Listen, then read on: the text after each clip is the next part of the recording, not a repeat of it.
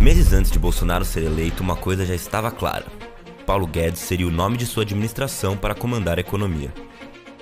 Pouco conhecido até então, Guedes promete tocar um novo projeto econômico, pautado em uma agenda neoliberal de privatizações de empresas e enxugamento da máquina pública. Foi um casamento que causou estranhamentos e incertezas na mídia.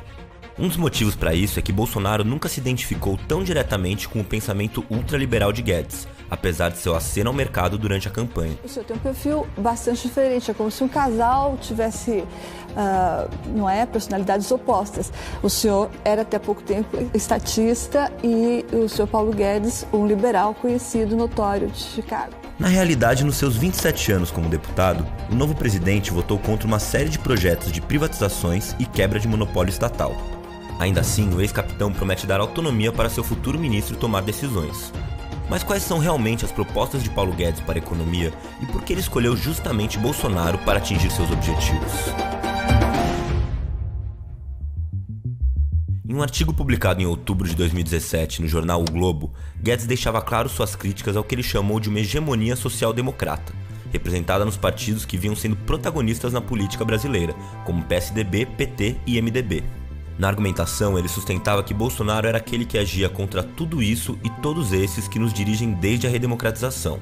Uma direita que quer a lei e a ordem, valores de uma classe média esmagada entre uma elite corrupta e massas que votam em Lula buscando proteção e assistencialismo. Foi esse artigo que fez Bolsonaro se aproximar de Paulo Guedes. A essa altura, o ex-capitão já se consolidava como o principal candidato na corrida presidencial em um cenário sem Lula, mas sua falta de conhecimento em temas econômicos vinha causando constrangimentos à campanha, o que levou à aproximação com Guedes. Esse tipo de casamento não é exatamente novidade. A união entre economistas neoliberais e políticos militares tem um famoso precedente na América Latina, a ditadura chilena comandada por Augusto Pinochet nos anos 70. O centro da política econômica de Pinochet foi elaborado por um grupo de intelectuais conhecidos como Chicago Boys, economistas chilenos que se especializaram na Universidade de Chicago, nos Estados Unidos. A escola é até hoje referenciada como um dos principais polos de disseminação do pensamento neoliberal, e foi justamente lá que Paulo Guedes fez seu doutorado, concluído em 1978. Alguns anos depois, no início da década de 80, ele se integrou ao fluxo dos Chicago Boys e foi convidado para lecionar no Chile, em um contexto de perseguição a professores e limpeza nas universidades, já no auge da ditadura de Pinochet. Lá, Paulo Guedes viveu a implementação das principais medidas propostas pelo time de economistas da Escola de Chicago, e foram exatamente essas diretrizes que inspiraram parte de suas propostas para o Brasil de hoje, surfando na onda bolsonarista e agora sob o comando do novo Ministério da Economia. Se você lançar uma alternativa, e de novo, gente, não tem novidade nenhuma, isso foi feito lá atrás, 30 anos atrás no Chile. O Chile virou a Suíça latino-americana, migrou para um sistema de capitalização, democratizou a riqueza. Ainda que o Brasil tenha tido governos liberais do ponto de vista econômico, responsáveis pela privatização de empresas estatais e abertura da economia para o capital estrangeiro, a proposta que guia Paulo Guedes é de radicalizar muito mais esse processo. Talvez o projeto mais claro de Pinochet que Paulo Guedes procura incorporar à realidade brasileira é a mudança no sistema de aposentadorias. Nos anos em que Guedes viveu no Chile, José Pinheira, o mais poderoso Chicago Boy e irmão do atual presidente, Sebastião Pinheira, colocava em prática a privatização completa da previdência do país. No novo sistema, os trabalhadores eram obrigados a contribuir com 10% de seu salário para fundos privados, as chamadas AFPs, que administravam o dinheiro arrecadado. Hoje em dia, um oligopólio de 6 empresas controla esse setor no Chile. 5 delas são responsáveis por 94,6% das contribuições previdenciárias e chocantes 69,6% do PIB do país. Para os empresários, isso representa um lucro de $1.500.000 por dia. Já os trabalhadores que contribuíram durante os últimos 30 anos, hoje recebem uma aposentadoria de meio salário mínimo por mês, um valor que equivale a R$ 694. No Brasil, o governo Michel Temer fracassou ao tentar implementar a reforma da Previdência, fortemente rejeitada pela população.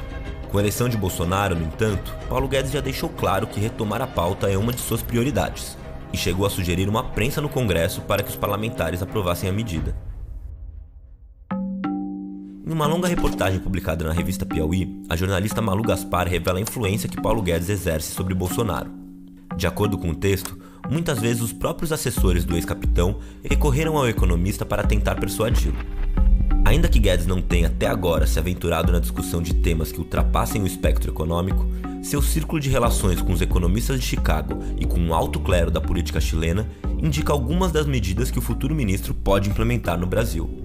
Isso porque os laços de Guedes com a política chilena não se limitam apenas ao setor econômico.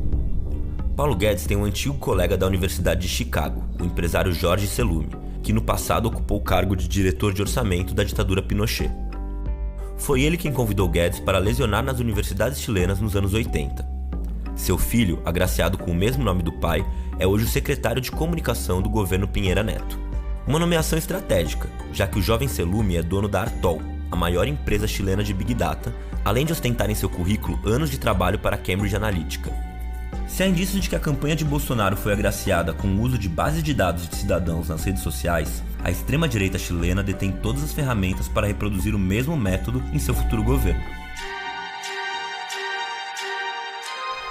No que vem se tornando um de seus jargões para a mídia, Paulo Guedes reafirma seu casamento com Bolsonaro como uma união entre a ordem e o progresso. Pode-se dizer que antes disso a aproximação do ex-capitão com o economista se deu por uma conveniência mútua. Paulo Guedes, que até então não havia gozado de grande prestígio nos círculos acadêmicos e não conseguiu emplacar suas teses econômicas nos últimos governos brasileiros, viu uma oportunidade para impor sua agenda neoliberal em um governo Bolsonaro. O novo presidente, por sua vez, acalmou os ânimos do setor financeiro, se desvinculando de sua figura estadista e colocando Guedes na linha de frente de sua política econômica. A primeira vez que a América Latina viu um casamento como este, uma união orgânica entre militares e Chicago Boys, foi em 1973 no Chile. Um capítulo da história mundial escrito com baldes de sangue. Aos brasileiros resta saber que situação essa perigosa associação ainda pode gerar.